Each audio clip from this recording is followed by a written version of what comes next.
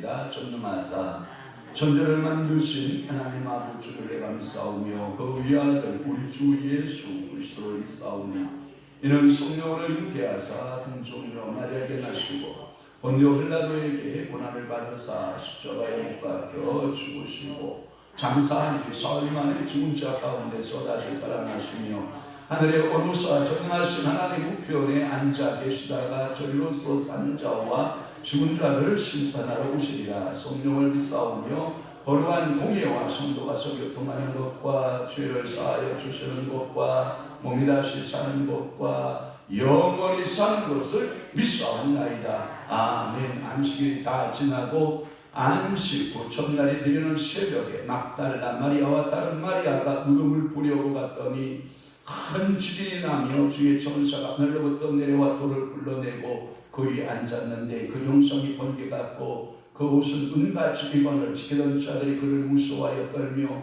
죽은 사람과 같이 뛰었더라. 천사가 저들에게 말하여 이르되 너희는 무서워하지 말라. 십자가에 못 박히신 예수를 너희가 찾는 줄을 내가 아노라. 그가 여기 계시지 않고 그가 말씀하시던 대로 살아나셨느니라. 와서 그가 누우셨던 곳을 보라. 그렇습니다. 주님 성경 말씀대로 그가 하시던 늘 말씀대로 예수 그리스도는 살아나셨습니다. 그리고 부활의 영광을 우리에게 주셨습니다.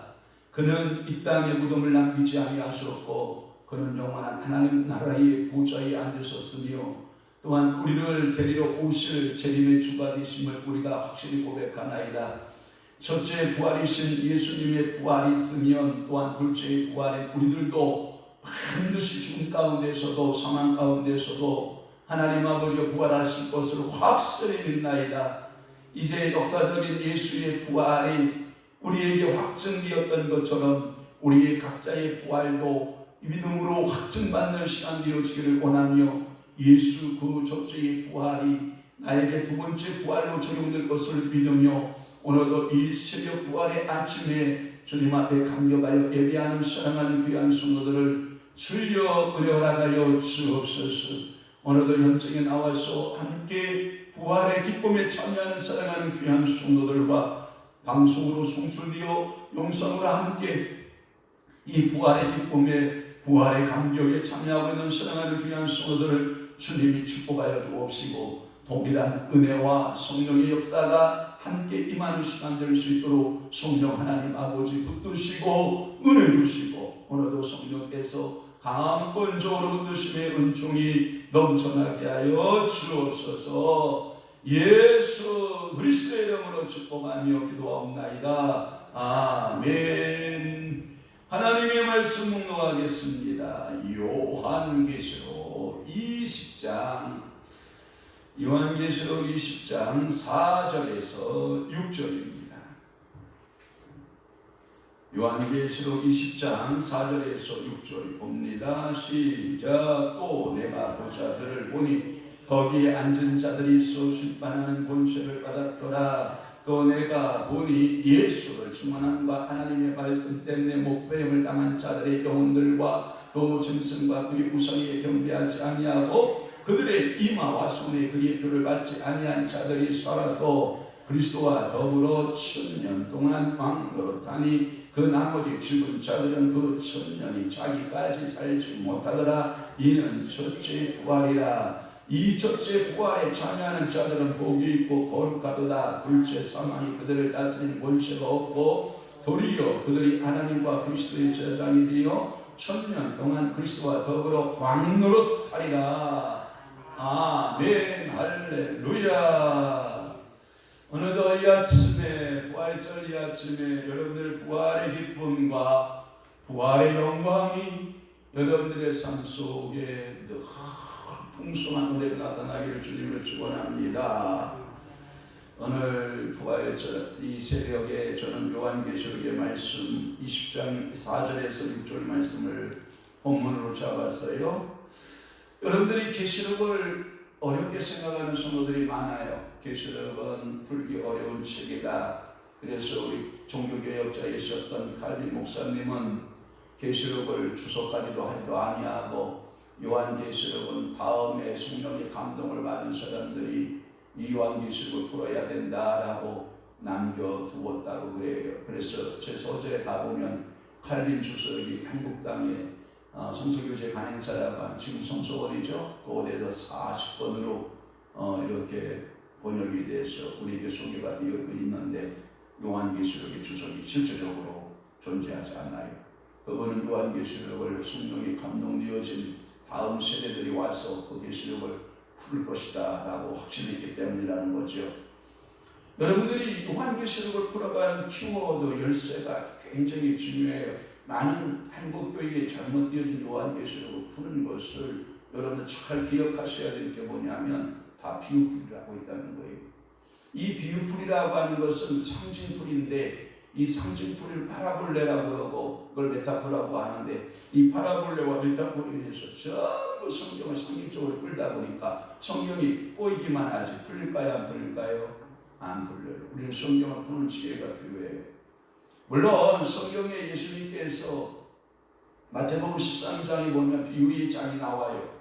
비유의 장을 통해서 하나님의 나라가 이 땅에서 어떻게 설명이 되었을까? 물론 목적은 두 가지가 목적이 있었을 거예요. 하나는 뭐냐? 알지 못하는 그 비밀들의 말씀들을 비유로 풀면 알아가는 은혜가 있어요. 그러니까 모르는 그 말씀들을 비유풀이로 해서 알게 하기 위해서 하나님께서는 비유풀이를 예수 그리스도를 통해서 하신 거라고 해요. 두 번째는 뭐냐? 몰라야 할 사람들이 그 사실들을 알면 안 되니까 모르게 하기 위해서 푸는 거예요. 그러니까 소위 말해서 안다고 하는 사람들은 그 사실을 뭐하고? 모르고, 정말 모른다고 하는 사람들에게는 그 사실들을 성령의 조명을 통해서 밝게 알려주기 위해서 비유풀이를 한 거라고요.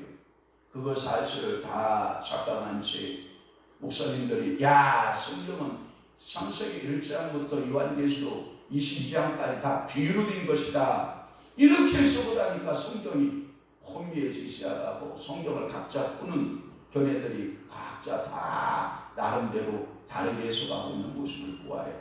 아니에요. 비유로 풀어야 할 것은 비유로 풀어야 되고 역사적 사실로 풀어야 될 것은 역사적 사실로 풀어야 되고 이단들은 성경의 말씀들을 전부 비유풀이하고 전부 다 그 성경의 말씀들을 상징적 해석을 하다 보니까 그들이 이단으로 빠지게 되는 그런 과정을 보게 돼요. 우리는 성경을 풀을 때 역사적 사실을 사실로 풀어주고 역사서는 역사서로 풀고 시가서는 시가서로 풀듯이 그리스도는 이미 부활하셨어요. 이 역사적 사실을 이 땅의 사람들이 바꿀 수 있어요? 없어요? 없어요. 그러면 우리는 전체 예수 그리스도의 부활에 대한 그 논쟁을 하려고 하고 제가 이 설교를 여기다 일자리에 쓴 게 아니라 그러면 당신의 부활은 어떻겠느냐라는 거예요. 이미 예수 그리스도의 부활은 2000년 전에 우리들에게 역사적 입증 사실로 예수 그리스도 부활하셨습니다.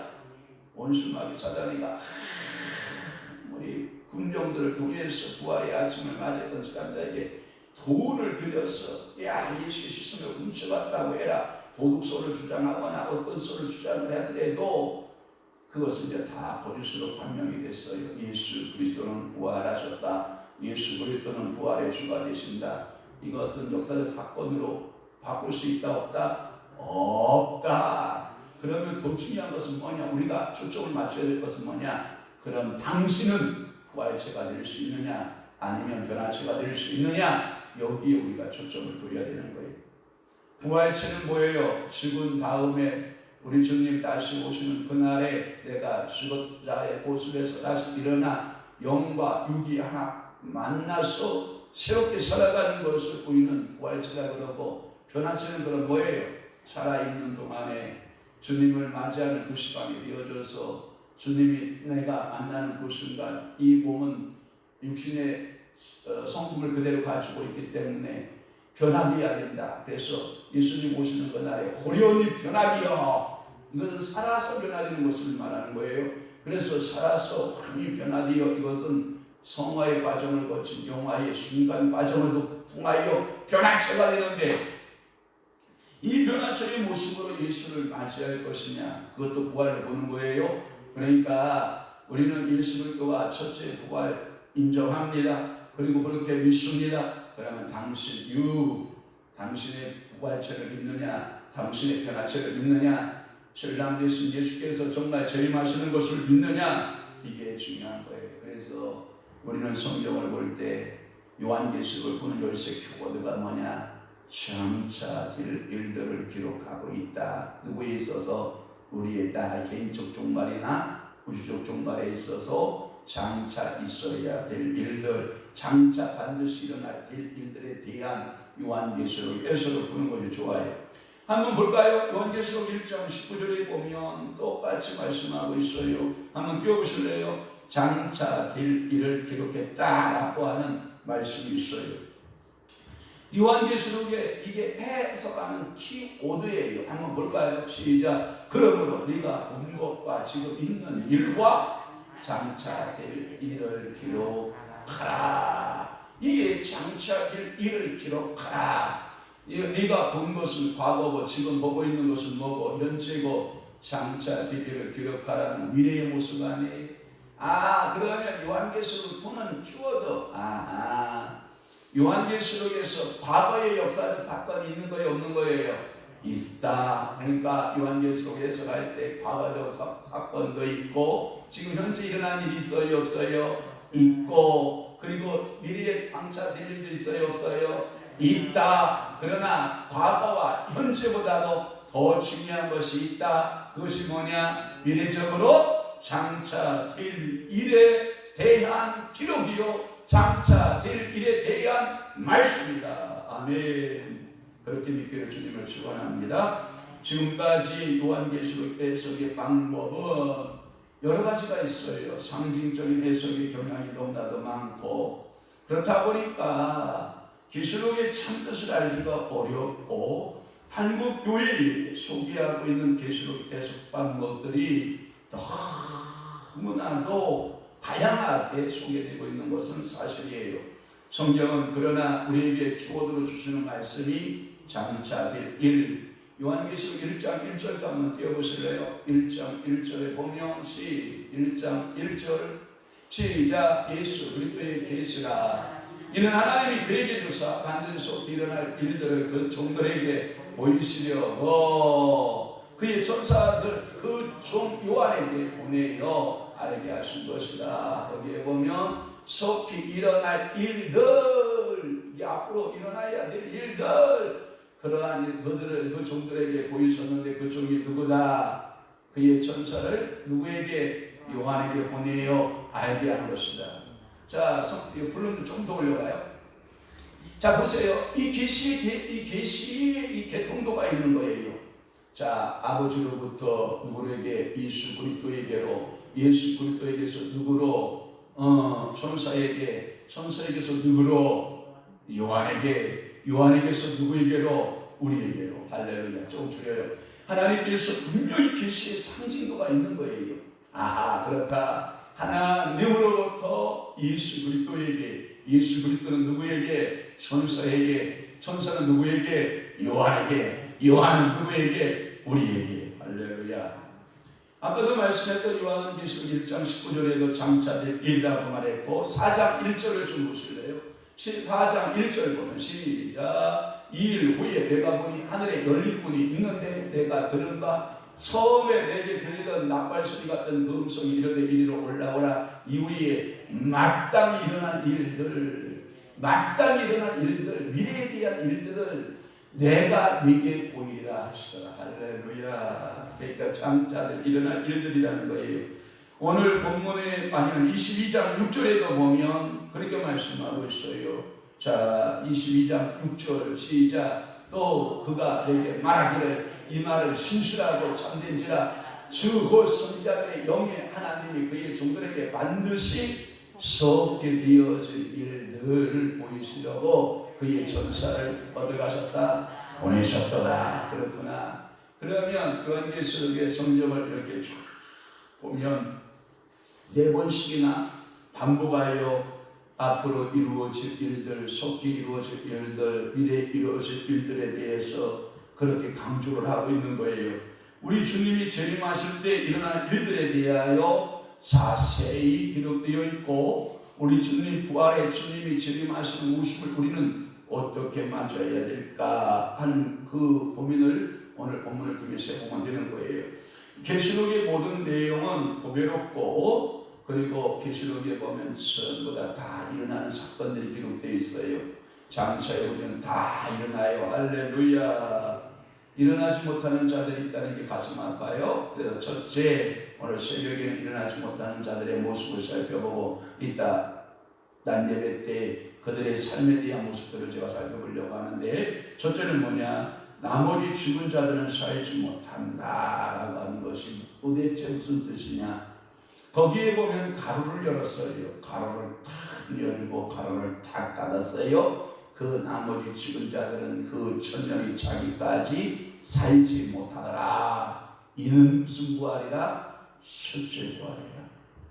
아니 목사님, 첫째 부활도 있고 두 번째 부활도 있습니까? 많은 사람들이 그렇게 얘기해요. 저는 무천년주의자의 목사예요. 그러니까 무천년주의자의 목사는 첫째 부활만 있다고 믿는 목사고, 또한 두 번째는 뭐냐면 첫째 부활까지 있다고 믿는 목사들은 뭐냐면 역사적 전천연설을 믿는 사람들이에요. 그것은 뭐냐? 예수 그리스도께서 두 번 오시는 거예요. 공중으로 재림하여 한 번 오셔서 휴거를 받아서 쭉 올라가서 공중에서 천년 동안 잔치가 이루어지고, 이 땅에서는 재난과 고난이 쫙 펼쳐지고, 천년이 차면 또다시 두 번째 오셔서 그 믿는 자들을 전부 다시 끝까지 신앙의 절개를 지키는 자들을 다 일으켜 세워서 그들을 하나님 나라의 천국으로, 영원한 천국으로 간다. 이것을 믿는 교회가 우리 한국교회예요. 한국교회 대부분이 역사적 전초연설을 믿고 있어요. 그러나 저는 그렇게 믿는 목사는 아니에요. 부활의 역사는 한 번 있다고 믿는 목사예요. 그것은 뭐냐? 교회 시대를 천년간을 본 거예요. 이 교회 시대, 천년 왕국의 시대에 우리가 지금 도래하고, 우리가 그 예수 그리스도를 내 마음속에 모신 것은 하나님 나라가 내 속에 이루어진 건데, 그것을 많은 성경학자들이 뭐라고 했냐? 예수를 믿으면 천국이 내 안에 이미 왔다. 그러나 아직은 아니다. 그래서 우리는 항상 어디 가운데 살고 있느냐? 이미 임한 하나님 나라가 아직 완성은 아니다. 이렇게 보는 저는 무천년적인 목사고, 무천년적으로 저는 모든 글을 쓰는 목사인데, 우리 한국교회들은 이렇게 역사적 전초연설을 믿고 있기 때문에 그는 부활에 대하여 두 번 있을 것이다 이렇게 해석하는 교회들이 대부분이 아니에요. 저는 한 번만 있을 거라고 생각하는 목사예요. 그러니까 우리 주님께서 한번 이 땅에 재림으로 오시는데, 공중재림 동시에 지상재림 동시로 보는 목사니까, 그러니까 함께 와서 믿는 자들을 쫙 들려 올라가서 천년왕국 가고 쫙 영원한 천국으로 들어간다 이렇게 믿는 목사니까, 여러분들이 각자 신앙은 그건 따라서 하시는 문제고, 그러니까 그 나머지 죽은 자들은 천년이 차기까지 살지 못한다라고 하는 가로를 이렇게 열었던 거 보면 논쟁의 여지는 있다 없다? 있다라고 보는 거예요. 그것을 확증되어져서, 한 예를 들어서 사도 바울이 이런 말을 하는 거예요. 처녀가 결혼하는 것이 합당하냐 합당치 않느냐라고 할 때 가로를 쫙 열고 가로를 쫙 닫으면서 뭐라고 말하는지 알아요? 이것은 주께서 가르쳐준 계시의 내용이 아니라 내 의견이라 라고 말씀이 있어요. 그런데 어떻게, 그러면 이렇게 말하는 사람들이 있어요. 각자의 의견을 성경 속에 어떻게 포함되어 있느냐? 그런데 기도해 보는 사람들이 거기에 대해서 묵상을 해보니까 그럴듯한, 거기에 합당한 하나님의 영적인 그 가르침이 있다. 그래서 그것을 성경에 넣는 것이 좋겠다 해서 그것을 삽입하여 놓은 거예요. 그러니까 성경에 보면 가로 열고 가로 닫는 부분들을 우리가 가끔 만나는데, 여러분들이 그런 시각으로 보고 그렇게 해석하는 것이 좋으라고 생각해요. 나머지 죽은 자들은 살지 못한다. 계시록의 19장을 가리켜서 우리 주님이 재림하는 재림의 장 이렇게 말하는 거예요. 그래서 이 재림의 장에 우리가 영적인 피날레를 불러요. 우리 주님이 오시는 날에는 뭘 부른다? 피날레를 불러요. 그게 뭐냐? 노래의 합창인데, 여러분 팬들이 만들었던 할렐루야가 예수 때 재림의 노래인 걸 여러분 아세요? 그래서 19장에 보면 할렐루야가 막 뻗쳐 나오는 거예요. 19장 1절에 보면 할렐루야 구원과 영광과 능력이 우리 하나님께 있도다. 막 할렐루야 피나레가 나오기 시작하고 3절에 보면 두 번째로 뭐가 나와요? 할렐루야 하니 뭐예요? 연기가 스스로 올라가더라 나오고, 또 하나 4절 끝부분에 보니까 아멘 뭐가 나와요? 할렐루야가 터져 나오기 시작을 하고, 또 6장에도 보면 할렐루야 주 우리 하나님과 전능하신 하나님과 동치하시도다. 이러한 할렐루야 영광스러운들이 우리 주님의 재림할 때에 모든 성도들에게 할렐루야 영광송이 아마 들려질 거예요. 아멘. 오늘도 부활의 이 아침에 여러분들이 할렐루야의 곡으로 하나님께 영광 돌릴 줄로 믿습니다. 왜냐하면 우리 주님께서 오실 때 백마 타고 오실 거거든요. 그래서 우리 주님께서 흰 말을 타시고 백마를 타시고 이 땅을 심판하러 오시는 그 예수님의 모습을 말씀하고 있어요. 재림하셔서 이 세상을 심판하시는 모습. 그래서 내 5절까지 부활하지 못한 자들의 모습을 보는데, 본문의 5절 그 나머지 죽은 자들은 그 천년이 자기까지 살지 못했다라고 하는 해석을 하고 있어요. 그러면 그 나머지는 뭐냐? 부활하지 못한 자들이에요.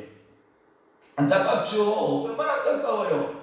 우리 주님이 오시는 그 재림의 때에 우리는 신부단장하고 있다가 지혜로운 다섯 처녀처럼 기름 등불 준비하고 있다가 기름이 마르지 아니하고 신랑이시다 하는 그 순간에 기름 등불 불 켜고 우리 주님을 향하여 맞으러 가고, 주님 어서 오시옵소서, 내가 얼마나 기다렸는지 모릅니다, 할렐루야 할렐루야 하면서 주님을 맞아야 되는데, 그 주님을 맞을 수 없는 기름이 준비되지 아니한 처녀처럼 우리가 나머지 일어나지 못한다. 죽은 자로서의 삶을 이제는 계속해서 이어나가고 영원한 사망의 불못으로 살아간다. 첫째 부활에 동참하지 못한다라고 하는 것은 참 우리는 안타까운 모습이 아닐 수 없죠. 요한계시록 19장 21절의 말씀에 보면 이런 말씀이 있어요. 그 나머지는 말 탄 자에 19장 21절 조용해요. 맞다. 19장 21절 그 나머지는 말 탄 자의 입으로부터 나오는 검의 죽음의 모든 새가 그들의 살로 배불리더라. 그래서 제가 여러분들이 가끔마다 새라고 하는 성경 해석의 뿌리 가운데 두 가지로 해석을 했어요. 첫째, 새, 하나님 앞에 드려지는 정결한 새는 하나님께서 받으시는 번제를 상징하지만, 이 새들은 전부 다 사단 마귀 원수를 상징해요. 알았죠? 그러니까 성도들의 살을 파먹고, 그러니까 살아나지 못한 자들을 심판하는 도우로서 그 새들이 전부 다 그 신들을 파먹고 있는. 가만히 보면 우리나라에는 이런 새들이 있어요. 여러분 성경에 보면 까마귀 알아요? 까마귀. 또한 여러분들이 성경에 보면 비둘기 나오죠. 그런데 우리는 이렇게 생각하잖아요. 까마귀 흉조. 비둘기는 여러분들이 평화의 상징의 비둘기. 그다음에 까치는 길조 뭐 이렇게 말한단 말이에요. 그런데 유대 땅에 그 사람들은 뭐 이렇게 보냐면 까마귀는 길조, 까치는 흉조예요.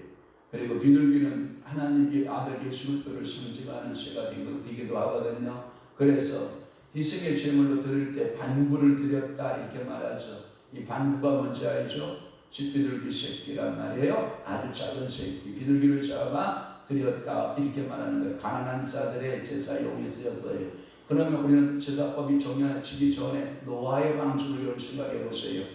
노아의 방주에 물이 그치기 시작을 하고, 노아가 묻히 들어왔나 안 들어왔나를 생각해서 첫 번째 내보내는 새가 뭐예요? 첫 번째 내보내는 새가 뭐예요?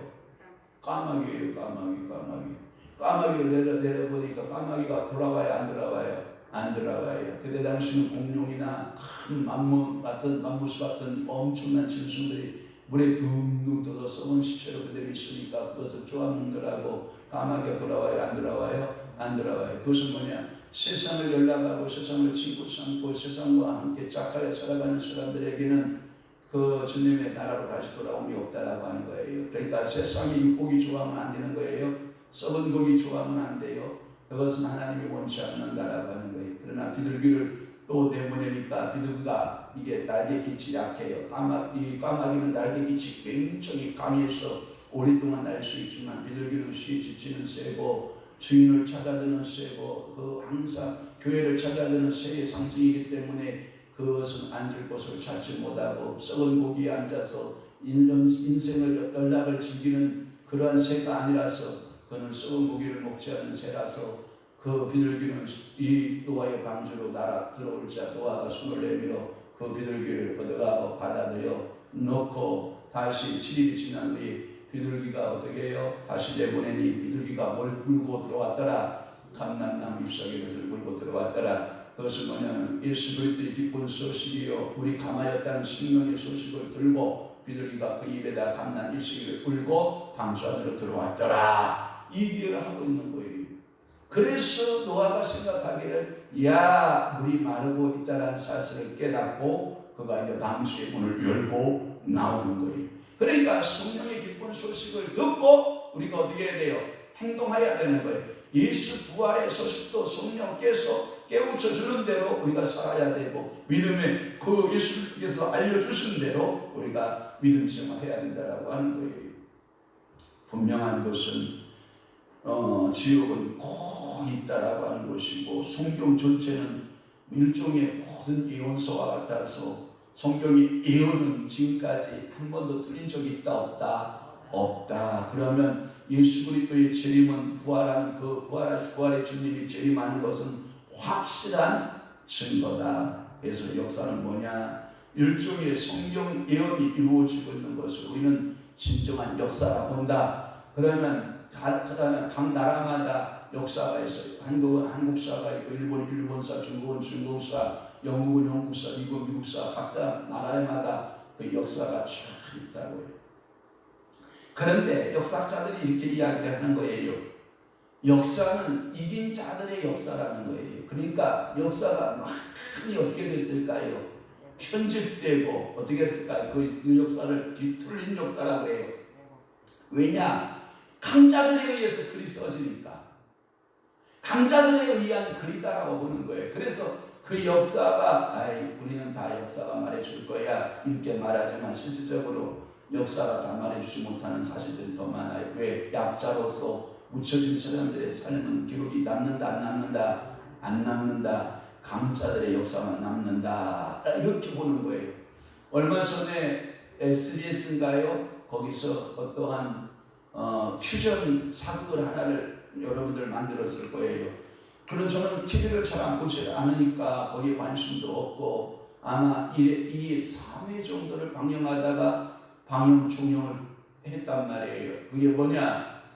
그 역사적인 그 우리나라 역사 속에 중국의 문화, 중국의 옷, 중국의 의상, 중국의 음식 전부 다 중국 거를 갖다가 우리 한국 역사와 이렇게 대입을 시키는 거예요. 이게 무슨 정책이냐? 중국의 이 동북 정책인데 중국의 땅 중에 일부가 한반도의 북한과 남한도 중국 땅이다라고 하는 이 거대한 대륙의식을 심어주기 위해서 중국 자본을 끌어다가 그러한 것을 만들기 시작을 하니까 우리 국민들이 이게 역사적으로 받아들일 수 없는 사건들이다. 아무리 그것을 테마적으로 만든 그러한 드라마를 할지라도 우리 다음 세대들이나 그리고 중국의 다음 세대들이 보고 그것을 보면 우리 한국의 민족사는 전부 다 중국의 일부분의 한민족의 단편적 소수국가의 소수민족의 역사로 본단 말이에요.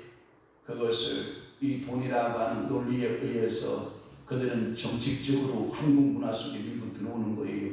그 역사를 우리는 뭐한 거예요? 거부한 거예요. 거부해서 500억인가 300억인가 들였던 이 엄청난 자원들을 어떻게 이수하고 어떻게 뒷정리를 해야 되느냐 어지럽다라고 하는 말들을 제가 들어보면 역사는 그렇게 중요한 거예요.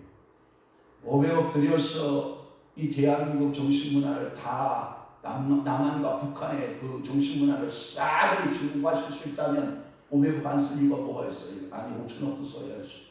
아니 몇 조도 써야지. 그런데 중국 애들은 그런 사고가 살아있는데 우리나라 사람들은 돈이라고 하면 거기에서 편식해서 우리나라 역사까지도 팔아먹고 있는 이런 안타까운 모습들을 본다면 우리는 역사는 성경대로다. 다른 역사는 몰라도 하나님의 말씀은 왜곡이 있다 없다? 없다. 성경의 말씀은 반드시 그대로 이루어진다라고 하는 거예요. 그러면 첫 번째 지옥의 근거가 뭐예요? 지옥의 근거는 있는 거예요. 예, 예수님의 지금 첫 번째 증거가 있어요. 예수님께서 마태복음 5장 22절과 또한 29절에서 30절 말씀에 보면 야 너희들 미련한 놈이라고 하는 자는 지옥불에 들어가게 된다. 나가라고 하는 자 야 이 미련한 놈아 라고 말하면 너희들은 다 어디로 간다? 지옥에 들어간다. 분명히 예수님께서도 지옥, 게데스, 게헨나, 스올 분명히 말씀하고 있는 줄로 믿습니다. 할렐루야. 또 하나 마태복음 10장 28절에 오직 몸과 영혼을 능히 지옥에 멸하시는 자를 구하라 두려워하라 이렇게 말씀하고 있고, 그 다음에 작은 두 번째의 증거들은 뭐냐? 사도들의 증거가 있어요. 사도들은 야고보서 3장 6절의 말씀에 보면 지옥불에서 난다라고 하는, 자 시작, 너는 곧 불이요 불의의 세계라 하는 우리 지체 중에서 온몸을 더럽히고 삶의 수레바퀴를 불사르나니 그 사르는 것이 어디서 나느니라? 지옥불에서 나느니라. 야고보서는 누가 쓴지 잘 알죠? 예수님의 친동생이셨던 야고보가 사도였죠. 그 야고보 사도가 예수님의 친동생이었던 그가 글을 쓰고 첫 선구자가 되는 그 야고보가 기록을 남기기를 지옥불에서 난다. 지옥은 있다는 거예요? 없다는 거예요? 반드시 있다라고 하는 거예요. 여호와 증인들은 이 교주가, 여호와 증인 교주가 지옥에 대한 경험을 해요. 그것을 뭐라고 그러냐면 잠에서 꿈에서 비몽사몽간에 지옥을 구경을 해요. 무시무시한 지옥을 경험하고 들어와요. 그런데 이 교주가 생각하기를 야 그러면 이 무시무시한 지옥을 어떻게 해결할까 하다가 자기 교리에서 아예 지옥이라는 것을 싹 빼버렸어. 지옥은 없다 이렇게 빼버린 거예요. 그러니까 이 지옥이 없다라고 하는 그 줄기를 제가 찾아봤잖아요.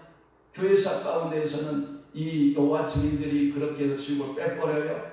그런데 예수님 당시에도 지옥이 없다, 천국이 없다, 천사가 없다는 사람들이 있잖아요. 바리새인들은 다 천사들이 있고 천국도 있고 하나님 나라도 있다 하지만 사두개파죠. 사두개 후예들이에요. 사독 제사장들의 후예들은 사두개파. 사두개파는 뭐도 없고 천국도 없고 지옥도 없고 천사도 없고 하나님도 없고 현실만 있다 이렇게 믿는 사람들이에요. 그러니까 오늘날에도 사두개파의 후예들이 있을까요? 없을까요? 있어요. 그게 여호와 증인들이에요. 오늘날 우리 한국 교회 안에, 정상적인 교회 안에도 사두개파가 있을까요? 없을까요?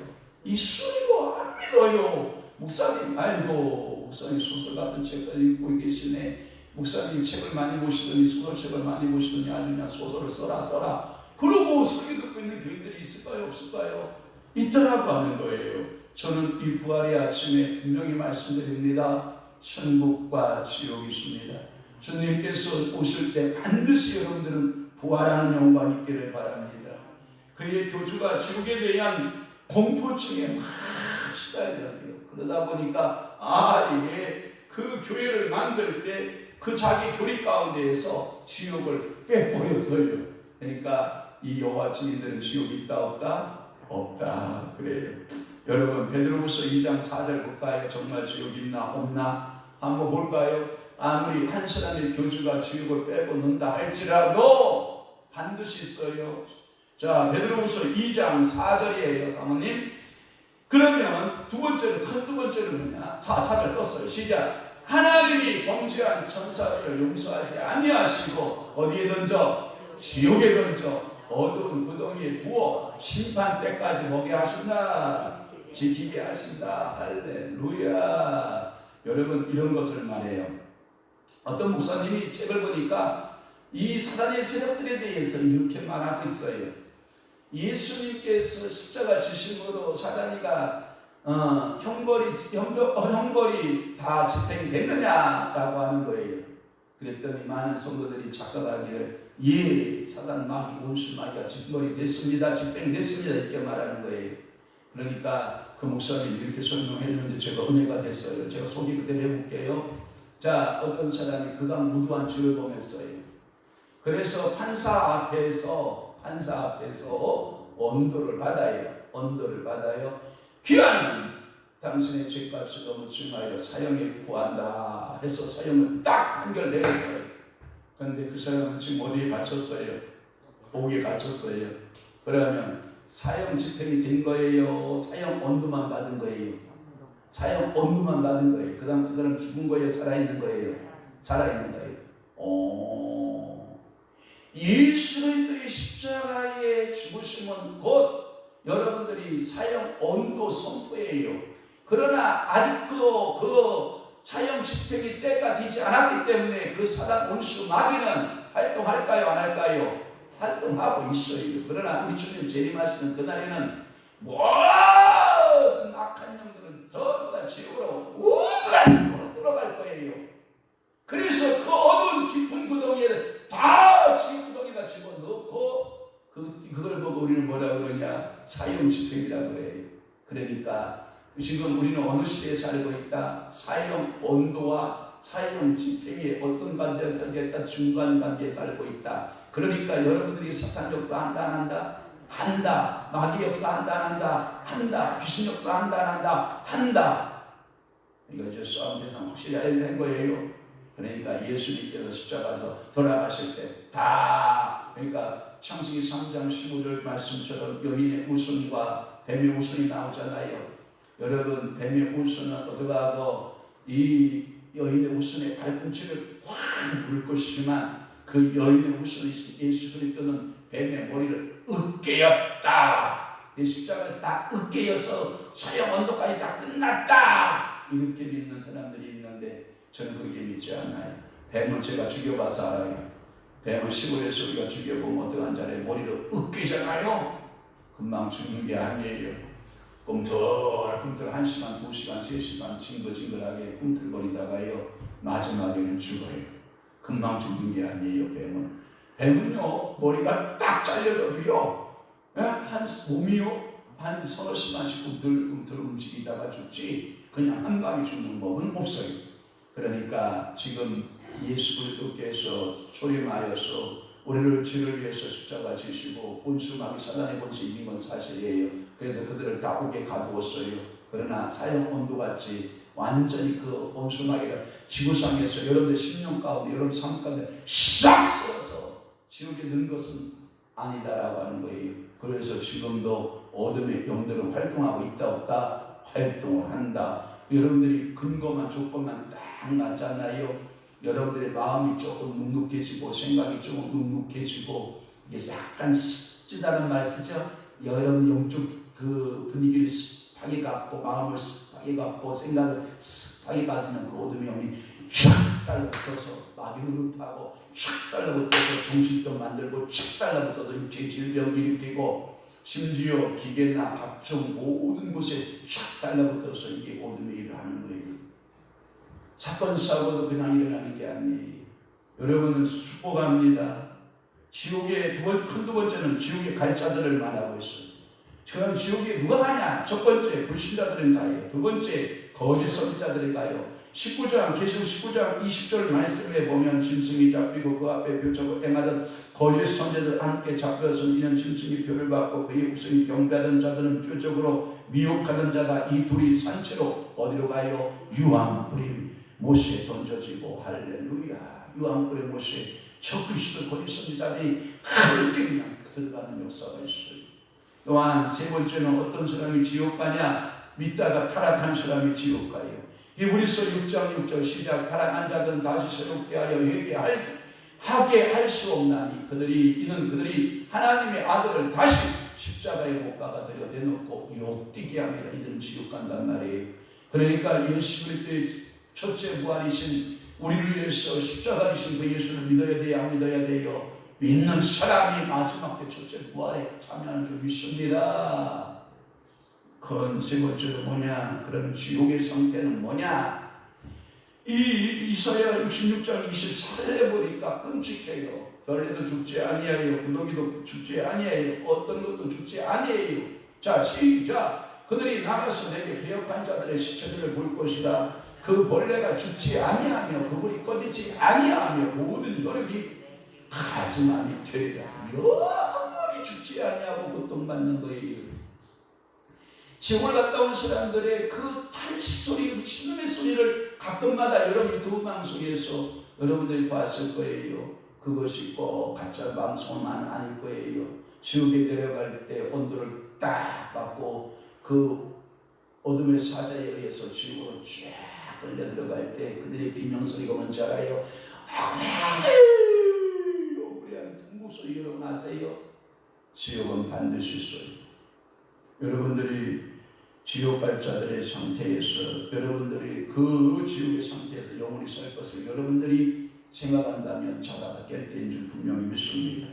마태복음 8장 12절에 보면 그것은 어떠한 곳이냐, 울면서 이를 가는 세계입니다. 어두운 데서 울면서 이를 가는 세계가 그 세계의 시작. 그 나라의 본자서도 바깥 어두운 데 쫓겨나 거기서 울며 뭘 간다? 이를 간다. 가끔마다 잠을 여러분 자다가 이 가는 사람 있죠? 그러면 듣기 좋지 않아요. 우리 한 사람이 저도 가끔마다 이를 간다고 그러는데, 왜냐하면 아직도 제가 유아기 치아 운동을 하고 있나 봐요. 아주 유아기적 성장을 버리지 못하고 있나 봐요. 왜냐하면 아이들은 치아가 이렇게 자라고 있거든요. 그리고 위 구강과 아래 구강 치아가 이렇게 맞아들면서 이렇게 맞춰가는 성장하는 과정 속에서 맞추기 위해서 삐그덕 이게 맞추는 과정이 있습니다. 왜냐하면 밤에 자라니까. 그래서 그 운동을 시키기 위해서 일을 가는 거거든요. 그러나 영적으로 시달리거나 영적인 고통이 있어서 일을 가는 것은 기도 많이 해야 되고 그 사람은 성령 충만받아야 돼요. 그러니까 우리 사모님 자다가 제가 일을 갈거든. 여보 당신 일 갈고 있어. 회개할 일 있으면 회개하시고 기도할 일 있으면 기도 많이 하셔. 꼭 저한테 말씀해야 제가 하나님 잘못했어요. 내가 밤이 맞도록 일을 갈 일이 무엇이나니까 성령 충만하여 자지 못하는 이 종을 불쌍히 여기시고 이갈지 않게 하시고 감사함으로 꿀잠 자게 하시고 믿음의 잠 자게 하옵소서. 제가 기도할까요? 안 할까요? 하죠. 그럼 이 가를까요? 이 안 가를까요? 분명히 이 안 가르죠. 그러니까 이 가르면 꼭 얘기해줘요. 당신 이 갈더라. 근데 안 갈았는데 또 나 이해시키려고 당신 이 갈더라. 이렇게 또 사용하면 안 돼요. 절대로. 지옥은 헬라어에 보니까 게hen나예요. 게헨나. 이게 뭐냐면 흰놈의 골짜기라는 뜻이에요. 여러분들 찬송가 가운데 부름받아 낯서니 몸 어디든지 가오리다. 그 다음에 아골골짝 빈들에 도할 때 아골골짝이 뭔지 알아요? 복음 들고 가오리다. 복 없는 사람들은 한 영혼이 지옥에 있다면 그 지옥에 있는 영혼들을 구원하려고 하겠다 이 뜻이에요. 그래서 베드로후서에 보면 예수님께서 옥에 있는 영들에게 3일 동안 죽음 이후 3일 동안 옥에 있는 영들에게 복음을 전했다라는 말씀이 있거든요. 그것을 성경 해석자들이 어떻게 해석하느냐, 노아의 방주 때 홍수의 심판을 받고 죽은 영혼들이 그들이 다 옥에 있는데 그 옥에 있는 영들에 가서 너들 다 나를 믿으라. 나를 바라보라. 내를 바라보는 사람들에게는 하나님 나라가 있을 것이다. 이렇게 복음을 전하고 왔다라고 하는 소리 지배적이에요. 이 인도의 골짜기는 얼마나 사악한 골짜기였냐면, 얼마나 지옥 같은 골짜기였냐면, 여러분 생각해 보세요. 이 흰놈의 골짜기에 누가 존재하고 있냐면 주인이 누구냐면 몰록신이 주인이에요. 이 몰록신이 주인인데 이 몰록신이 뭐하는 몰록신이냐? 자기 새끼를 잡아서 어린 아이를 제단에 태우었어. 그리고 그 죽여서 그 신에게 바치는 거예요. 여러분 생각해 보세요. 내 생명의 성의를 잡아서 거기서 불태워서 거기서 그 신에게 그 아이를 드린다. 여러분 그게 천국이에요? 반드시 그것이 게헨나 지옥이죠. 자식을 잡아서 불태워서 드리는 그것이 어찌 천국입니까? 그래서 이 아골의 골짜기, 소위 말해서 흰놈의 골짜기, 이것을 게헨나, 몰록신의 신전이 머무는 곳, 거기서 자식을 태워 그 신들에게 바쳤던 곳을 지옥이라고 말하는 거예요. 찬송가 522장에 보면 웬 말인가 라는 찬송이 있어요. 웬 말인가 내 형제요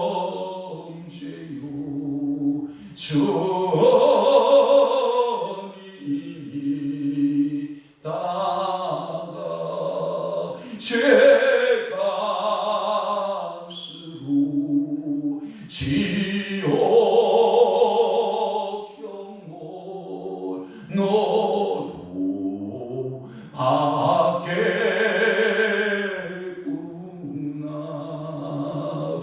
웬일인가 내 형제여 함께 마귀에만 따르다 저마겠지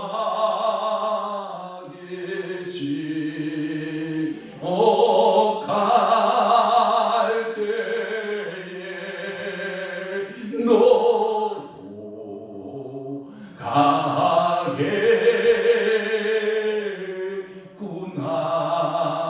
할렐루야.